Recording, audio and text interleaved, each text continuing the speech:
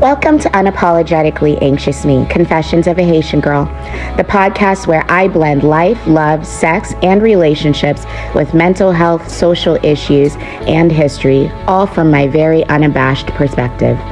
Join me, Joe Ciceron, as we unravel the power of vulnerability, celebrate storytelling, our history, and connect with incredible individuals who have tales to share. Let's dive deep into our essence and the narratives that mold us, because in this space, we believe in the magic of authenticity and the beauty of being unapologetically you. Welcome back to another episode of Unapologetically Anxious Me, Confessions of a Haitian Girl. I'm your host, Joe, and today we have a powerhouse guest joining us. It's Wendy Miller, the multi-talented Emmy-winning TV producer, Amazon #1 new release author, relationship expert, and certified sexologist. Wendy is the brilliant mind behind the hit podcast Sex Ed, the musical, and the creator of the groundbreaking show and one of my faves, Swing on Playboy TV. Welcome to the show, Wendy. Thank you for having me. Let's have some fun. I'm so excited to have you here. So if you've been listening for a while, then you know that I had Dr. Jessica O'Reilly on my show a few months ago, and she was so sweet to introduce me to Wendy. And Wendy is, of course, the creator of the show Swing, and so I, of course, had to get in there and find out all the juicy details about the show, the cast, creating it, what even started this journey. So how did the idea for creating the show Swing come about, and what inspired you to dive into the world of swinging on television?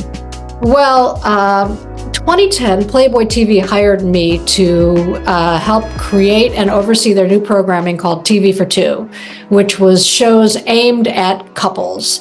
They realized that women typically pay the cable bill, and they'd been ignoring women for a long time, so they thought if they made shows that were designed to keep couples sexually in sync, that women would show up to the party.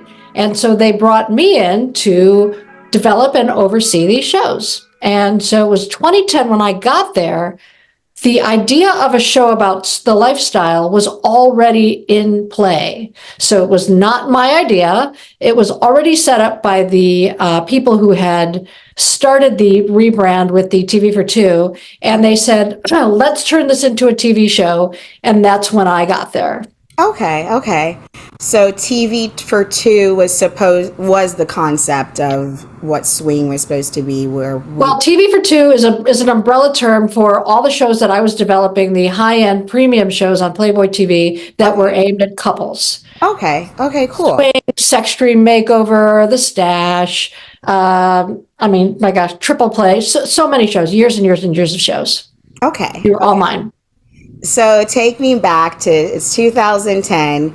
You're starting this show, and I know, like, season 1, of course, looked pretty drastically different from the rest of the seasons. That's true. So that was kind of like your pancake season. That's funny. We were figuring things out along the way, and by the time we got to season 1 with Anna David as the host, we already had been talking to a very famous 80s TV star about being the host of the show. Okay. He wanted to host the show, and we had so many conversations about what that would look like and how he would be, so knowledgeable about the lifestyle because he is a member, because he's in the lifestyle. And he's a very big star, and we had lots and lots of meetings with him. He actually hit on me at a meeting, which was very fun because he's super dreamy. And then the deal fell apart with him because he also did like family movies, and he was afraid that if he had hosted Swing, he would have lost that portion of his career. So we lost the big 80s TV star.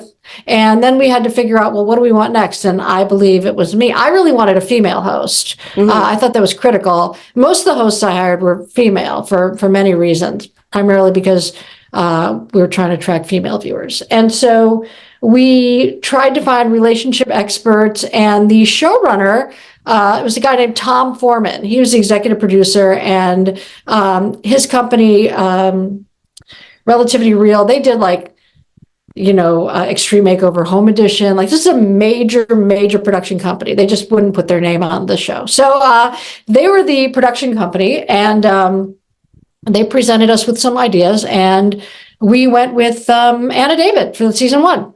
Okay.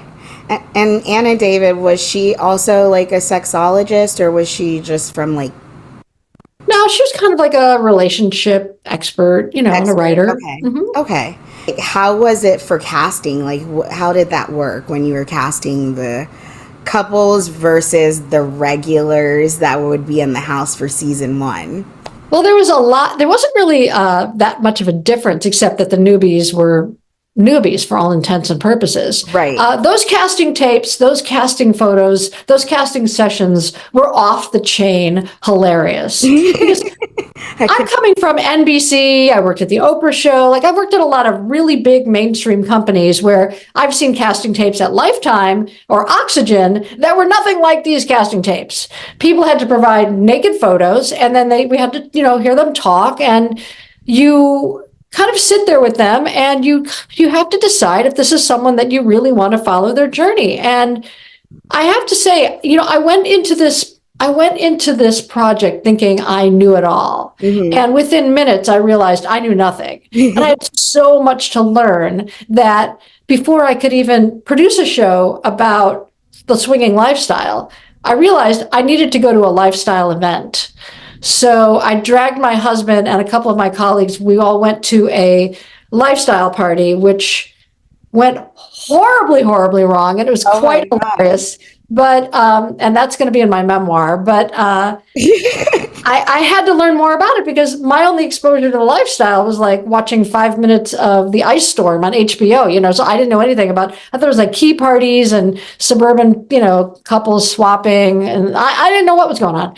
So I went to this party. That was pretty eye-opening. And then really, we did not have like a lifestyle expert on the staff. Mm-hmm. So we created this like a high-end reality show that just so happened to be about swinging and about, trying the lifestyle. So all the people who were on the staff were people who created and produced really big-time network TV shows, instead of just people on an island, doing things or, dating and, giving people roses. This show is about a couple that was journeying into the lifestyle. And it was handled like that. So a lot of my listeners have heard me talk about this now, and me and my husband, one of our first ways of talking about this was through the show Swing. And Swing has been like such a big component of my non-monogamy journey. It gave me a lot of my first language, my first just insight into, polyamory and ethical non-monogamy in general. And I think that the way the show handled it was so much care and just grace for the couple who was kind of like being babied through this. And then on top of that, you were in this like dream fantasy setting of like, we're going to try this out. We're going to see how it works, take it or leave it. For some, it was just kind of like, this is like the perfect situation. And others, they were just like, oh no. And I love the fact that like, you didn't shy away from either situation. You showed the good and the bad. You showed how this can work really, really well. And you had a lot of like ideals, because I have like my top favorites. And of course, I'm sure that's a lot of people who are in the communities like ideals, maybe if I like, my favorites are definitely Nikki and Daniel, or my top favorite couples, Sparkle and Al from the show, at least, episodes. And there's so much. Chrissy and Craig was a big one. But then there's also the episodes where it worked the complete opposite, where we saw like couples who were not ready for it. And if you're in a situation where your relationship is not ready, you're not communicating, you're not in a place, or you're just doing this because you're trying to satisfy one partner versus the other. You saw how those dynamics worked out on screen, and I love that that wasn't shied away from, and that was also carried out in multiple different situations, and you got to see that it wasn't all about raunchy sex and this and that just because it was Playboy TV. There was an actual storyline to all of it. Right. Well, that was definitely by design. So when we first started the show, I had a lot of conversations with the producers on set, and I said, look, first of all, this is a lifestyle that we need to be respectful about. So we're not going to be condescending. We're not going to be trying to invent things that aren't true. Another thing is, a lot of reality shows have these sort of fake moments where they'll say, hey, go over there and tell her that everyone thinks you're a bitch, like blah, blah, blah, like these crazy things where they try to amp up the stakes. But when you're putting your relationship on the line, you do not need to add any stakes. There's no higher stakes. So what you saw on that show, what you saw on that show was absolutely really happening. And I did my best. I was there for almost every single night. And what you saw was really happening. It was honest. It was funny. It was sometimes disastrous, but it was always true. And the show was created because we did this big research study that said couples that just talk about sex, even if they're not talking about having sex with each other, if they're in sexual environments, if they talk about sex, they have a tendency to be closer and ultimately have more sex. And more sex generally means that you're having a happier marriage.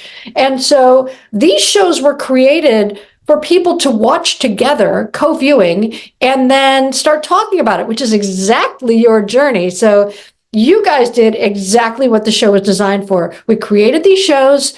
People watch them, turn to their husband or wife and go, wow, that's pretty crazy. Are you thinking what I'm, that's exactly what happened. And it was basically like being able to experiment with the lifestyle without actually having to do it. Yeah. And that is what we created. And listen, I was doing a location scout at Desire, which is a nude resort, a lifestyle resort, and we were going to do a spinoff of Swing there in 2006, 2020, whatever. And I was walking around and it was weird because I was dressed and everyone else is naked. I was alone and everyone else is in couples, so I look like a total weirdo. But when people found out that I was the person behind Swing, I mean, I might as well have been, I was like the Michael Jordan of sex, right? Like everyone was coming up to me, oh my God, oh my God, oh my God. This show changed my life. I know. This show changed our relationship. This show changed my life. This show changed everything. This show is everything to us. I mean, I couldn't go a day without hearing 10 people come up to me, want to talk to me about Swing, want to talk to me about how their journey was started by Swing and how Swing to this day still continues to change people's lives. Yeah. And of all the things I've ever produced in my entire career, I've never had anything that's been that impactful and that powerful than Swing. It really is. For me, it has been so impactful in the way that it has made me open-minded. It has given me courage to talk about things and to embrace parts of myself that had always been there, and to even awaken parts that had been kind of laying dormant. When it was introduced to me, it was our 1-year anniversary after we had gotten married, and he was like, I came across this. I was just like, okay. And we had talked about these things, and we kind of always knew that we weren't traditional like other couples, because we liked the idea of threesomes and including other people, and we were always open to talking about other people. And in terms of jealousy, we didn't feel the same way and have the same attachments as other people. We just had very strong feelings about honesty and being straightforward. And so when this came about and he showed me this episode, it was actually the very first one, which was Giselle and Josh. And I was like, and mind you, this is Joe, baby bisexual, who's only like been out to like her husband, have never told anybody. Like, again, I am a Haitian girl who's been raised by first generation immigrants, also like preacher's kid. Like, you don't talk about these things. So I have been living a very specific life. And so when I watched this, I was just like, ooh, but I like it. Mm-hmm. And I remember like that night, I was just like, I want to see more. And we just kept watching and kept watching, and we kept talking. He was like, did you know about that? And I was like, I didn't know about this. And we're just having all these conversations. I was like, I kind of like this. And I was like, I want to do that. And it just went from there. And it made me feel like there was a part of me that I can actually now be open about. And it's what made me settle into my bisexuality. It's what made me settle into those conversations with him and talking about it, because I had been open about it, but because I hadn't been given the freeway or even had the space to actually engage with other women and experience that. I didn't really know what I was feeling, what I was thinking, until I was in a space where I can actually express that and have that visual to feel things and express things through my relationship with my husband. The cast on this show was very, very brave. Yeah. And very open, very accepting. There are people who are on the show that are very close friends of mine now, people who have changed my life. And, some of them like, well, you changed my life. I'm like, well, you changed my life. Working on the show completely changed my life. And so, the show is very special for a lot of reasons. And, the people who are on it, the regulars, the residents, and the newbies, who many of whom became residents because we love them so much.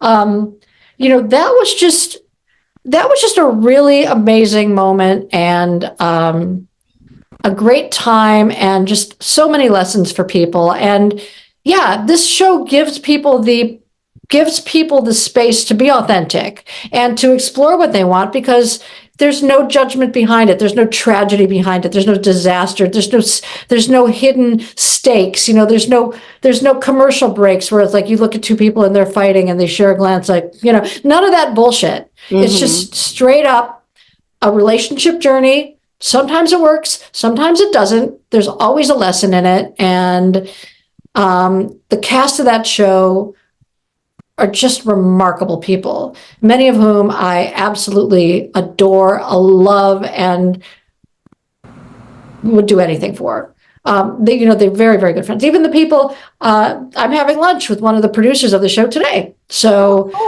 we've all stayed together. We've all stayed close, and we all learned a lot. And vanilla people like me, we learned so much during that show that I think each of us kind of went in there with a set of preconceived notions about people in the lifestyle, or people in open marriages, things that were rooted in whatever fucking propaganda that we had been fed that was just not true. And then once you get to hang around with these couples who communicate more and don't care about what other people are thinking about them, they just focus on pleasure and being happy and being with each other and supporting each other, you realize what's really important in life. And it's not anything. Look, I walked into Playboy TV with a giant pile of awards and a giant pile of bona fides, thinking, I'm the shit, I know what I'm doing. And within days, I realized that the currency in this place is nothing like anywhere else. And I actually respected the currency of communication, happy relationship, and authenticity a lot more than a stupid, trophy from NBC. Now, I know back then the term swing, for me, it was obviously because I lived a completely sheltered life before that, so that might be a completely skewed perception. Back then, the word swing was probably not that normal, but it was probably more normal back then. Swingers it's a very archaic term. Some people still use it, but it's mostly lifestyle. Yeah, what do you think? What do I think about that? Mm-hmm. Well, I think that everything evolves, and I think that sometimes words get co-opted by culture and become get negative connotations for no real reason. And I think swinger, I think swinging, I think it's a really cool word. I love retro words. I love vintage words. Too. And I know some people who still use it, but lifestyle, maybe it's Probably a like little bit the more only coded because you can talk to vanilla people and you can talk about a lifestyle event or da da da da da, and they may not know what you're thinking about, and maybe you want it that way. Right. So it is a lifestyle, and there's lots of different, there's lots of different layers to it. Some people who full swap, some people who soft swap, some people who just go to watch, some people who only want to be exhibitionists. There's all sorts of layers of what you're doing at these parties, and so. Yeah, the name can change. I think the name doesn't matter. It's whatever you and your partner have agreed to in advance and have worked out, and that's what you're doing. The name doesn't really matter. Now, for me personally, I have found since dabbling and being in this world and experiencing things in my personal relationship and also transitioning into the polyamory world, there is so much criticism, so much just hate in general from swinging to the polyamory world. What do you think is the stark difference, and why is there so much tension between the two communities? Well, I did not realize that there was actual vitriolic feelings between the two communities. Obviously, they're very different, and people don't know this. People think that, if you're in an open marriage, there are no rules and people don't understand that polyamory is not the same as a lifestyle. Mm-hmm. And I think I'm sad to hear that there's sort of acrimony between these divisions, because ultimately it's people who have found the courage to live their authentic life. And I was not aware that lifestyle people had issues where polyamory people are back and forth. Polyamory people are having issues with lifestyle people. Well, you know what? What people think of you is none of your business. So as long as you're not doing anything that's harmful or non-consensual, then who gives a fuck what people think?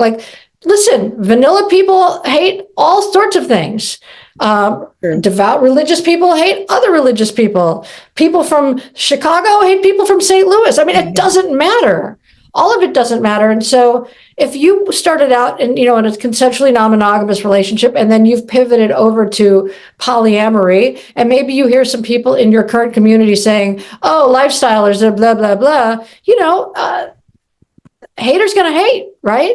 And so I don't really know why there would be a problem between those communities. I only know that people hate for various reasons. It's usually rooted in trauma from their past. And if you're hating on someone for their lifestyle and you're in what's considered an alternative lifestyle, you should probably check yourself.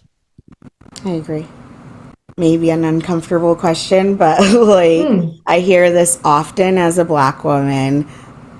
Swinging, polyamory, all of it is a white people thing.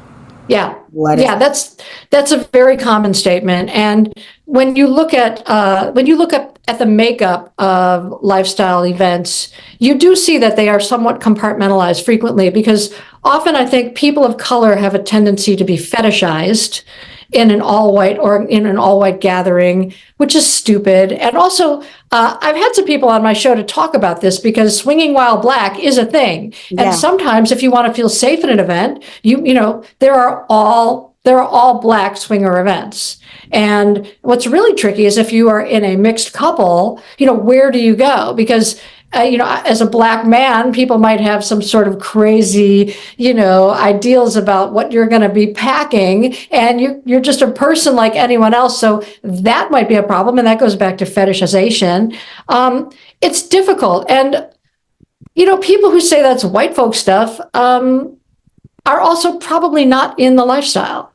Yeah. So there's the same people who might say that's perverted. It's just, it's like when you don't understand something, you have a tendency to put it down, right? it's very difficult to not understand something and be open to it. That's a practice that you have to create. And some people just think, well, that's white folk stuff. And if you look at the demographic makeup of the community, I wouldn't think that it's 50-50. I definitely think that it's a smaller group of people of color who are in the lifestyle. And obviously strength is in numbers, so people feel much safer in a primarily, BIPOC group. But I'm in an interracial relationship. My husband is Black. And so these are things that on some level we have dealt with. But ultimately, once again, people can have their opinions. They're entitled to their opinions. They may be wrong. They may be threatened about what you're saying because someone once told them a long time ago that sex is dirty. That sex is, something that's only for this or that. And you should not be, sex is not to be enjoyed by women. Sex is, all these trauma responses that are associated with sex can be behind that response. Mm-hmm. Is it white folk stuff? In some places it is, but in some places it's Black folk stuff. In some places it's Latin stuff. In some places it's gangster stuff. And there are all sorts of compartmentalized, and then you go to like the gay community and there's, bears and there's, twinks and there's pretty, Everyone has a monopoly on sex. Everybody has their thing. And, you can worry about what other people think, or you can know what your truth is. And I don't let people tell me my truth. Right. But you are right. If you are a person of color, you are new to the community, you may find yourself in a situation where you are the only person of color at that gathering, and you may find yourself being fetishized or being worshiped for reasons that are kind of maybe not sitting right with you, or you may just find yourself with people who want to hook up with someone pretty. So, you just don't know. But yeah, if you're uncomfortable in mixed situations, unless you seek out predominantly Black swinging gatherings, you will be probably facing that. Right. Me and my husband, we have very limited experiences. We're in the Midwest area, so it makes sense that we've experienced mostly white settings. I'm lucky that we're both Haitian American and that we have each other's backs when we're in these settings, but I'd be lying if we weren't both fetishized to the max. And the first time I even learned about race play and things like that, I wish I could say it was when I actually had the chance to look it up and Google it, but it was probably right in the moment of the act when it was being introduced to me, and it was just oh, so no. Mm-hmm. No, we're not doing that. And it's there, it gets to a point where you're just it's so hard because it takes so much out of you as a person. It makes you want to close off. It makes you want to starts to make you feel like a tool, or just a means to an end. And then, so when you walk into white spaces where you should feel good and excited because you're with like-minded people who are also sexually free, but then you don't feel invited because you're just another thing on the menu, and that doesn't feel good either, and that doesn't feel safe. Right. And that's something that's hard for people to understand or to even point out when you're in the moment without becoming the problem or feeling like you are the issue. And I think that that's something that a lot of people of color, or even Black people, feel in general. I didn't even know that there were Black people swinging parties, and I don't think a lot of us are privileged enough to live in like large cities or close to large cities where you can be like in a New York or in Atlanta where you're close to like other swinging communities that are of color or heavily of color, so that you are actually meeting people who look like you. It also has left me with a lot of just mental health issues in terms of like, what am I supposed to do to keep myself safe in this setting? And then what are you thinking, or not coming with preconceived judgments when I'm entering a new situation and wanting to just be seen as Joe first. Yeah.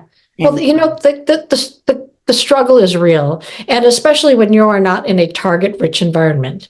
Can you imagine if you were living somewhere, like you said, if you were in Atlanta, if you were in Los Angeles, there would be a lot more gatherings where that there would be people there that, you would be more comfortable around. But if you really think about it, to swap with another couple, you need 8 yeses, right? It is a lot like, unless you're just like straight up always hooking up with other people and you found other people that are just like, yeah, let's go. To really like find another couple, it is not like going to McDonald's and getting a large fry, It already is challenging. Yeah. And so when you layer on, needing to feel safe, needing to see other people like yourself, it just gets harder and harder and harder. And that pool just keeps getting smaller and smaller. When we were casting the show, it was very important to me that we had diversity in our residents and that we had diversity in our cast. But it was not as easy to cast people of color on the show because there just were not that many. I think in the entire 5-season run of the show, we had one couple where both partners were of color. Otherwise, it was usually like a mixed couple. Right.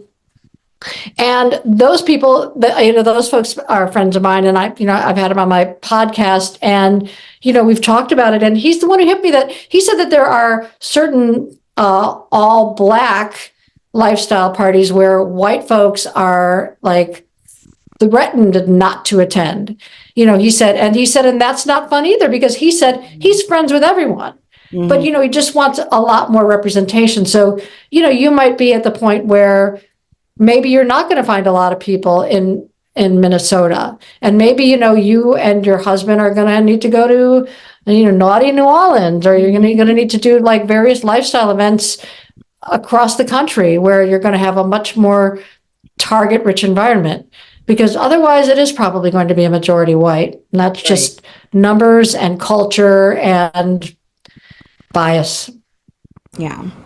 Do you think a show like Swing can exist today, and how would it look today? I 100% think a show like Swing could exist today. I think that we would not really have to change anything. I think it's much more important, though, to address these things that you're talking about, because I don't think a lot of people really understand that. Like I said, people have these preconceived notions about folks in the lifestyle, and they don't realize that these are human beings. These are people with relationships. These are people with fears. These are people with desires. These are people with kinks. People are very complex, and they just think that these are like porn stars. These are sex workers, and they're not sex workers. They are everyday people. Yeah. And so could the show succeed today?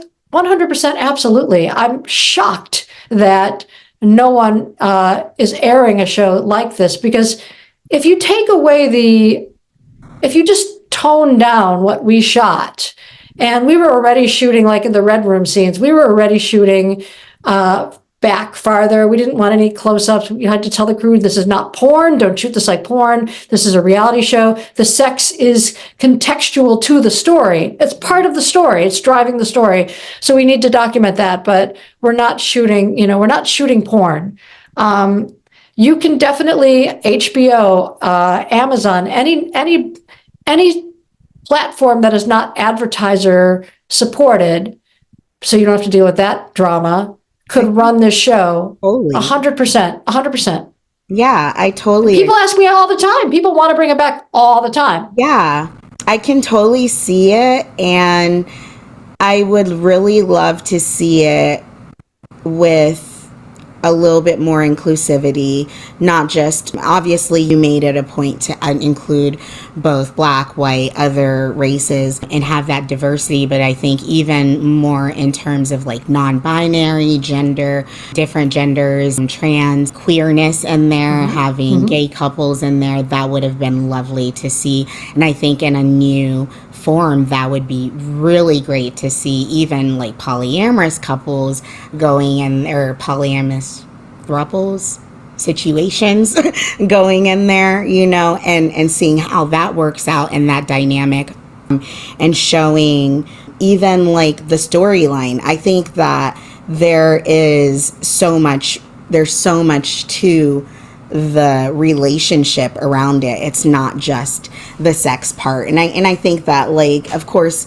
you know, back in the day, I think like we that audience and the where we were at the time and mindset, I think that it was very easy for people to focus on the sex, and where reality TV was at the time, it was like all about like, you know, the hot shot or whatever. But like, I think there's so much more room for storytelling now, and it'd be lovely to see what Swing 2.0 looks like. The thing of it is that it must be handled by someone who understands that you cannot add stakes to this, that the stakes are already there. When, you know, about a year into Swing, TLC came out with a swinging show. I don't know if you remember this, but it was a show about swingers in this neighborhood. Swingers Next Door? Was that what it was called? I don't know. And so that came out right after we came out, and I was like, style. It was super fake. It was super stupid, and it was not at all authentic. They had all this bullshit drama that they had ratcheted up. Yeah, and making them look like creepers. Yeah. It was not a good show. Yeah. And so after the show was canceled, the producers of that show reached out to me. And they said, hey, we have this show, you want to run it? And I said, why would I want to run your show when your show is just a crappy copy of my show? And I reached out to TLC and I said, here's what I'm suggesting. I will create a cable safe version of Swing for you. So you can track the story, you can track the drama, you can meet these people, you can see the entire journey. You won't have the sex stuff you have to worry about. We'll get all of that, we'll clean it up, and we'll make sure that it fits your standards, and I'll give it to you for free. And they wouldn't take it. Why? Listen, when you have advertisers paying your bills, you have to be beholden to the people who make Dove, shampoo, and the people who make Twix bars, and the people who make Febreze. They want to say where their shows are going to be put. And back then, there was no chance for an advertiser-supported show telling the story that we wanted to tell. And to your point earlier, yes, the diversity angle of the show should be much broader. There should be many more sexual identities, sexuality, orientations. There should be so many more.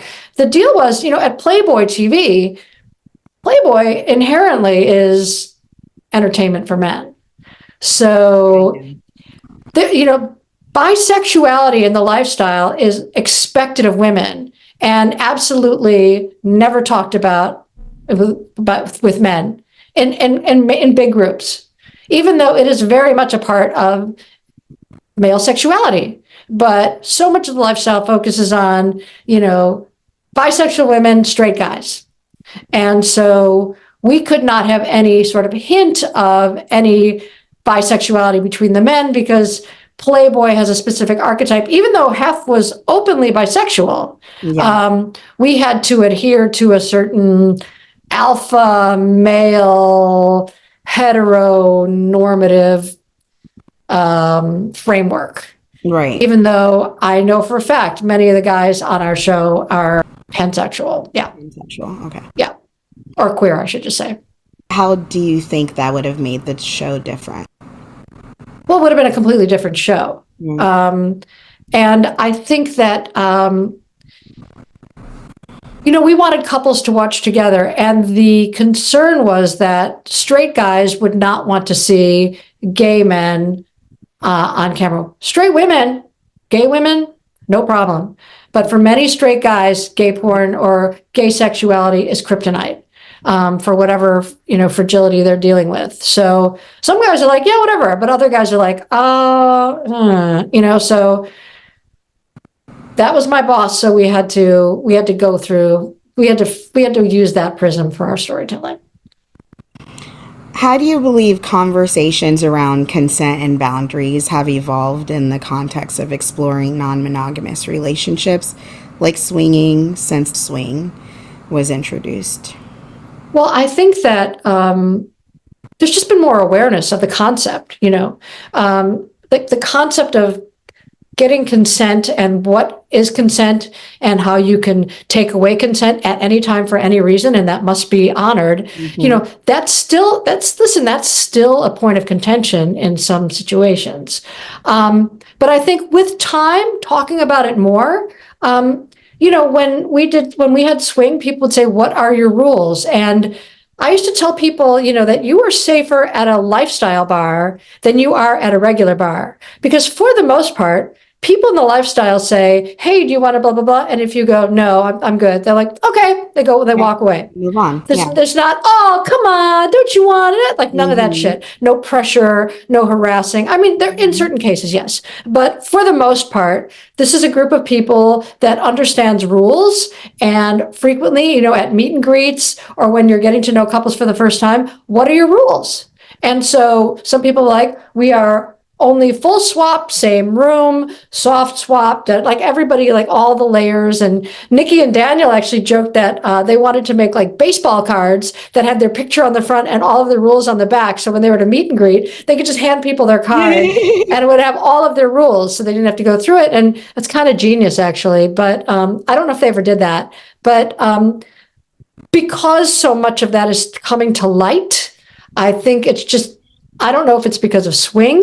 I don't think it's because of swing. I don't think we should take credit for that. I think it's just the nature of time and understanding the concept of consent and rules and respecting people's boundaries, that it's becoming much more expected and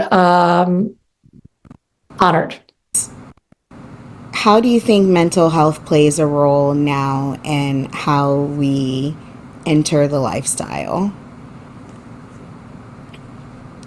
I don't know if I'm the right person to answer that question. That might be a little bit above my pay grade. I do know that there's a tremendous connection with authenticity and happiness. And again, I'm not a therapist. I'm not a psychologist. I'm really, this is not my work. This is not my core competency. But I do know from my sort of anecdotal evidence is that when I've met people who are living their true life, when they are authentic, when they are doing what they want to do, when they are living the lifestyle they want to live, they are so much happier than people who are closeted and hiding, and as a result, probably ragey about it. I've worked for several people who worked for a few gay men who were closeted and who were monsters, including a very big celebrity that I worked for who was closeted and a raging psychopath. And I think he was really angry at me because he knew that I knew. Right. And he's out now, but at the time, he was a piece of work. And I just don't think he had the ability to trust. And because, like you said, people could say, oh, that's white folk stuff. That's heathen stuff. That's devil stuff. Like whatever controlling message they were given as a child, they're going to use that against someone who's living a different lifestyle. So it's hard. I'm not saying that everyone should be out. I realize it's hard to be your authentic self and be out and loud and proud. It's very difficult, and some people never accomplish it. But obviously, and this is no big revelation, but people who are living their most authentic lives are happier. And so if the lifestyle can inspire you because you love the connections you're making, you love the sex you're having, you love the connection that you're having with your spouse, and the level of communication is increased. If you guys have gone through this journey together, found out that you can trust each other, love each other, and it's really hot seeing someone hook up with your partner, then you can get past that and you can communicate and you can live authentically. But if you don't have that opportunity, you could just be living in a prison of self-rage. Well, speaking to that and being on set every day with different couples, like, what was it like actually witnessing compersion in real time? It was really cool because I'm not a jealous person. I've never been a jealous person. My husband is not a jealous person. So I've never had a problem with, seeing him having fun or seeing anyone having fun. I love to see people having a great time. I don't compare myself. Comparison is the thief of joy, right? And you never compare yourself from a position of power. You compare yourself from a position of want. And so it wasn't even so much the compersion angle as just the natural. It was just natural for people to see their partner with other people. And, the Falcos were holding hands while they were hooking up with another couple. And it was just like, it was really, really great. And so I don't think people really understand that concept. And to see it happening live, I thought was cool, but it wasn't that foreign to me because which one? I'm definitely the Falcon. But the Falcos, Michael and Kimberly, they came in. I knew that's who you were talking about. I love them. Yeah, they came in season 1 and then they became regulars. And you could feel their energy through the screen. Like they had a very magnetizing relationship, and they still do. They're very, very happy together, and we're really close friends. And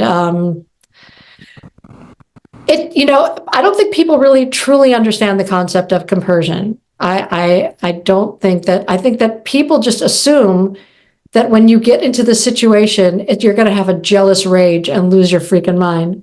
And we didn't see that. Once or twice, we saw couples that one of the partners maybe broke a couple of rules that they had in advance, or one of the other partners was uncomfortable. Oftentimes, we had a few episodes where the male partner dragged the female in there, and she was like, "I don't know, I'm just doing this for him." And then she gets all the action, and he's left in the corner holding a pillow. Yes, I think that was my first time seeing a disastrous episode on there, and I think it was episode 1, season 2, and I can't remember his name. But I think she stayed behind and continued in the red room, and he left. And he just kept drinking a Hennessy, which did not help his situation. And so she just decided to start hooking up with everyone, and he walked out of the building. He got really mad. He walked out of the building. He walked out of the house, and we were up at the top of the Hollywood Hills, and he's walking through the streets, and a van is following him, and Michael Bell is trying to talk him back. And at 3 a.m, I'm standing on the street with the director of the show, and I'm like, "Dude, will you just come back?" He's like, "I'm not going back there." And so he checked into a hotel right then and there. I asked him for his driver's license because I didn't want him to run away. He had multiple driver's licenses. He gave me his driver's license, and then the next day you saw Jess going to his hotel room. All of that is very, very real. And I could tell you, because I was standing on Cahuenga Boulevard at 3 a.m. with our director and Michael, and I don't think there was a camera crew there, maybe a driver, and it was crazy. And that was a real explosion, and he got very, very angry. Primarily because she was not, they weren't doing this as a couple. See, that's the thing. It's a team sport, right? This is something you do with your partner. It's like, I don't remember who said it to me. Maybe it was Jenny. Maybe it was Kristen. Somebody said, some couples play tennis on the weekends. Some people go water skiing. Some people have sex with other people. It's that level of recreation and fun, but it's with your partner. It's not about you going rogue at an event and, ditching your partner in the corner. It's not about that at all. Right. And so sometimes people didn't understand. They weren't checking in with their partners. They weren't saying, hey, would it be okay if, because they're in a sexual Disneyland and every single person in that room has a green bracelet on. So, they're DTF and they're thinking, oh, I guess this is all here for me. And they're not paying attention to that person sitting right over there who's holding a pillow and very upset. Wow. Oh my goodness. It happened a few times, and every time we saw it coming every single time. There was a couple where they came in, he dragged her in, and she ended up having sex with, oh shoot, what was his name? A whole bunch of people, and the husband just sat there, and because his wife would not have sex with another guy, so the resident's wife, so he just sat there watching her wife getting sport fucked by someone else, and he came in there because he wanted to try the lifestyle, and everyone pounced on his wife, who was like, I don't know if I really want to be here. It happened quite a few times, and it's real. It's real. Has there ever been an episode where it was like it was just so bad it didn't make it to air?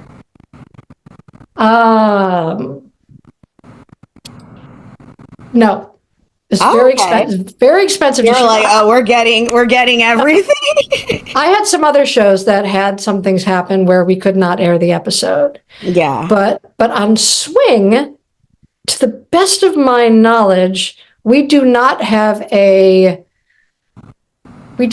disaster show that never made it to air. Wow. Because even though we had blow ups and disasters, for some people those make the best shows, right? Because drama, but that's not really what you wanted to see. But I don't believe we had a show that had to be stopped in the middle, that had to be paused for a few days because we had a STI outbreak. Oh. And we had to get that under control. Okay. Everybody had been tested, but somebody came in and they had a bug, and the executive producer and I had to go room to room and tell every single person on the cast that they had been exposed to, it's a curable bug, that they had been exposed to it and they needed to go get testing. And it was a really surreal night of my life because I'd never had to go from room to room telling cast people that they may have been exposed to an STI and they have to get tested. So we were shut down. I don't know if I've ever told anyone this story, but we were shut down for a few days to allow someone to get healthy. So how long did it take to film one episode? We did it in 2 days. Like people would come in and because that's what it felt like. But I was like, was it really 2 days? Yeah, people would come in. They would do their, they would have their meet and greet, and then we would have the first icebreaker. Then we'd have some things, and then generally it would be in the red room. And the next day it would be for instance, season 1, there was a conversation with Anna, and then therapy, and then in season 2 they would just go to talk to Dr. Jess. So yeah, it was done in 2 days. Why did some people have like the going out to a bar and having like this nice situation, and then other people seem to have like just hanging out at home and gaming? Like, why was it one versus the others? It wasn't one versus the other. I think we were always trying to change things up. Okay. But it's not easy to shoot. It's not easy to go on location with a show when you have the content that we have. Okay. So we needed to be in very controlled, understanding environments, and they don't normally exist. So also, I don't know about you, but I kind of prefer to be at home. I mean, I don't drink alcohol, so I don't go out home. I'm a homebody. I'm a homebody. I don't drink alcohol, so I'm like, anytime I can be at home and comfortable, I'm happy. And my husband literally made date night in a thing, and like that's when the came in. And how great was that? Yeah, exactly. It was kind of like going to crazy places, having sex with 10 different couples without ever having to take off your sweatpants, basically. Right. Literally. I like that. So it's been a few years now since Swing has been on air. You said you're really close with some of the cast. Yeah. Could you ever see yourself doing a reunion? Well, we did some follow-up episodes. We did a couple follow-up episodes where we talked to, what was it called? Swing behind the scenes, whatever it was. And we followed up with all of the newbies who went on to be residents. So I would love to do that. I would absolutely love to do that. I don't know what the viewership is, and Playboy TV had reached out to me about doing something, but they don't want to spend. They do not want to spend any money on something like this. So I don't know if it would have to be someone else who would underwrite it and produce it, and I don't even know who would air it except online. There are some beefs. There are some beefs in the group, and one or two people have claimed that they created the show, that they were hosts of the show, that they were the center of the show, that the show was about them, when it 100% was not and never was. So there have been some beefs, and there has been some drama around this, and I think it's hilarious because all I can say is I was there. So yeah, well, you're like, there would be no show without me. So that is correct. Let's just start there. Let's just start there. Right. And what are the other shows on Playboy TV that you also created? Oh my gosh, it's either I created or I developed them, and I oversaw all of them. So there was Triple Play, about having your first threesome. There was Sex Free Makeover. There was Toy Ride with Vicky and Daniel. Yeah. Oh my God! The show with Kate Quigley, The Stash. The show with Kate Quigley, where she went to all the crazy sex places. I'm kind of drawing a blank. I should have prepared. The arcade. I mean, just so many really, really fun shows. I'm actually recurring on one of the shows, which is very fun. But basically, everything that every TV4 show that aired between 2010 and 2017 had my hands on it. There were still other shows on the channel, like, hot girls going, doing stuff naked, and Playmate stuff. And there was a lot of programming, like the porn stuff that I had nothing to do with. I was doing the premium shows for couples. And so that was my world. There was other stuff on the network. I was not responsible for everything. I don't want to be associated with some of that stuff because it was so stupid. But I'm very proud of the stuff that I produced while I was there, that I oversaw, and that I also created. What's the biggest difference between what you did back then and what you're doing now? Well, I'm not working with anyone naked right now. So. Do you miss that? No, but you know what I do miss? I do miss the unlimited supply of vibrators and lube, because I'm telling you, I was the most popular mom at my kid's school. People would come to like potlucks with 7-layer dip and freaking stuffed grape leaves, and I would bring a box of Hitachi magic wands. And let me tell you something.